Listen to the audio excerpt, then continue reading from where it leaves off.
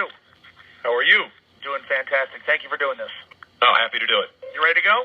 Yeah, are we taping this? We are taping this and running this afternoon. Oh, okay, I got you. I saw your tweet, so no big deal. Sorry about that. no sweat at all. Here we go. We good? We okay? All right, here we go. Coming down in 3, 2, and 1. 520 ESPN 1530, eve of the NFL Draft. A pleasure to bring in the host of NFL Live and a big part of ESPN's draft coverage this weekend in Chicago. With us on behalf of Cheribundi, which is available at Kroger stores. Delicious new product, perfect cool-down drink.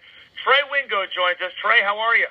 Oh, Mo, couldn't be better. I'm talking to my friends in Cincinnati. I'm sipping a Cheribundi, which helps with pain recovery, and I'm talking draft. It's all good. And you can get it at Kroger, as you said. Absolutely. All right, so the draft is almost here, thank God. Give me the one or two things that intrigue you most about the draft as a whole on the day before round one. Well, to me, the draft every year is what I like to call the ultimate reality television show. Because let's be honest, every reality television show has very little reality in it. It's all sort of scripted, and they know what's happening, and cameras are everywhere. And if you ever worked in television or radio where there's a mic in front of you or there's a camera on you, you'd never really act naturally. It's a different dynamic. You know the camera is there. The beauty of the draft is nobody knows what's going to happen. And that's the amazing thing about it. And we can have all these plans and all these wonderful ideas, and then something happens like a couple of years ago, and when the Rams throw everything they possibly, or the Redskins throw everything they possibly can at the Rams to get RG3, and suddenly the whole thing goes up in haywire. And I think that's the interesting thing about this year's draft as well. If you look at it, there are really, whether it's right or wrong is irrelevant, because it's the thinking going into the draft, is that there are two quarterbacks that you can bank on, Marcus Mariota and Jameis Winston, based on the-field stuffs only. And after that, the line of demarcation at the quarterback goes way down. So if that's the case, if one of those guys is going one, and we all believe that's to be the case, and it's likely to be Jameis Winston, then if you want a quarterback, if you're not happy with your quarterback situation, if you feel like in San Diego you may be losing your quarterback for a variety of reasons after this season, are you willing to take the plunge and go down to 2 and try and get that next guy? And that's going to be the interesting dynamic. You realize you're talking to a lot of people in Cincinnati who, against all hope, would love for the Bengals to do that. Yeah. It's the Red Rifle, I know. It's what it is with Andy Dalton. And, he's had some struggles. There's no question about it. But you're right. That is the thing. Everybody thinks they're a quarterback away. And when you think you're a quarterback away, you're really not. And there's a bunch of other things that need to be fixed. So, we actually went with Teddy and Tim on NFL Live the other day and went through the last 4 times this has happened where a team made the big trade down. And 3 out of the 4 times, Teddy thought the team that traded for the quarterback got the raw end of the deal, and 4 out of 4 times the team that did it, Tim thought the guy that traded for the quarterback got the raw end of the deal. In other words, the team that took the picks and gave up the pick to get the quarterback, they came out with the deal better than the team that went down to get the QB. So you better make sure if you're making that deal, it's Andrew Luck or Peyton Manning or somebody of that level that you feel like you're gonna ride for a while. You anchored an ESPN GM roundtable, and I think that kind of stuff is fascinating, and in a way I'm really jealous that you get a chance to sit there with guys like Bill Polian and Phil Savage and Mark Dominic and pick their brain about the process. What's your biggest takeaway when you sit down with guys like that and they tell you about what goes into the next 3 days? Yeah, it's really fascinating because, if you're like me, and it sounds like you, that, you watch this whole thing and you want to see how it unfolds, everyone wants to know what it's like behind the curtain. You see the pick being made, but are they as anxious as we think they are?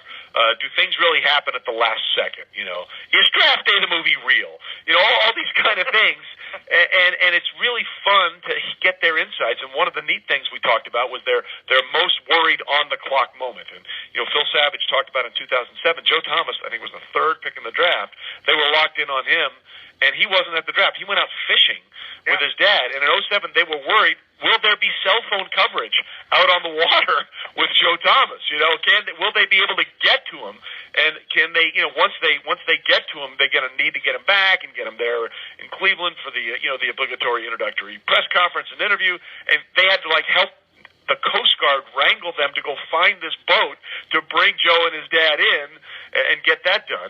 And Bill told a great story about one of the times when they traded Marshall Faulk, which of course seemed heresy at the time, and certainly worked out for Marshall and the Rams. They went on to win a Super Bowl, and they picked up Edgerrin James. And they were literally afraid that getting rid of Marshall Faulk, they were going to have trouble getting out of the building in Indianapolis, so they told this other guy, one of the assistants, go start my car, have it running so we can get the heck out of here. Of course, it turned out great, and it wasn't an issue. But those kind of things are the fun things for me to sort of sit back and listen to. ESPN NFL Live host Trey Wingo with us on behalf of Cheribundi, which is available at Kroger stores. I was following you on Twitter on the day the Bengals gave Marvin Lewis his one-year contract extension, by the way, on Twitter at WingoZ. Horrifying avatar of you dressed like Mel Kiper Jr., by the way. But anyway. I had nothing to do with it, but it seemed like a fun thing to do this week. It looks like it. So you tweeted the following, quote, what other team would keep a coach 14 years without a single playoff win? And I think the answer is, well, we don't know, because I don't think anybody would allow it to get that far. Give me an insider yet an outsider's assessment of what the Bengals have done with Marvin Lewis and really where they are right now. Yeah, and I believe the first part of that tweet was, look, Marvin has changed the culture. There's no question about that. You have become a team and a city that once again have expectations because of what Marvin Lewis has been able to do. But I think it's completely fair to say, where else would this happen? I mean, as much as we love Marvin and things have gone well and he has flipped the script, at some point you have to have better results. I mean, Cincinnati Bengals still have not won a playoff game since George Bush was president. The first George Bush, okay? We're talking a long time. So we're talking 2 Clinton administrations, 2 George Bush, the second administrations, and now we're working on 2 President Obama administrations. Right, I was in the 8th grade. That's all I got to tell you. Yeah, I mean, the Internet was, what is that?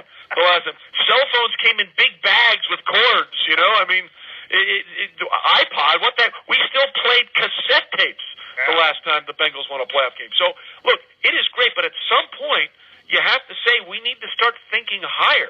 And it's been 12 years, and obviously this contract will put him through 14, and I understand that. But at some point, you have to wonder, is this the only place where that would happen? And I think the answer is yes. You're the spokesperson for this product, Cheribundi, and you were nice enough to send me some of it. I had it after a workout 2 days ago. It's available at Kroger stores. For those not familiar with the product, tell us about it. Yeah, basically it's the science of tart cherry juice. It was discovered up in Cornell, so an Ivy League school. And basically the tart cherry juice is a natural anti-inflammatory. So after a workout, you take it, it helps ease the pain, it lessens the pain, it brings muscle inflammation down. And as we all get older, sleeping sometimes can be a problem. It also helps you with sleep. 100 pro and college football teams are using it, including most teams in the NFL, almost all the teams in the SEC, including the Patriots. So, I mean, clearly Cheribundi's the reason why they won the Super Bowl this past year. So you can go on, try the 7-day challenge, 7daychallenge.cheribundi.com, and as you said, it's available at Kroger stores, and the science behind it is real, which is why I use it and I endorse it. It's great. We've got a link up at ESPN1530.com. Trey, you're not going to get much sleep this weekend. Enjoy the draft. Thanks very much. It's always fun, Mo. Always good to be on with you. Thank you, sir. You got it, man. All right, man. Thanks.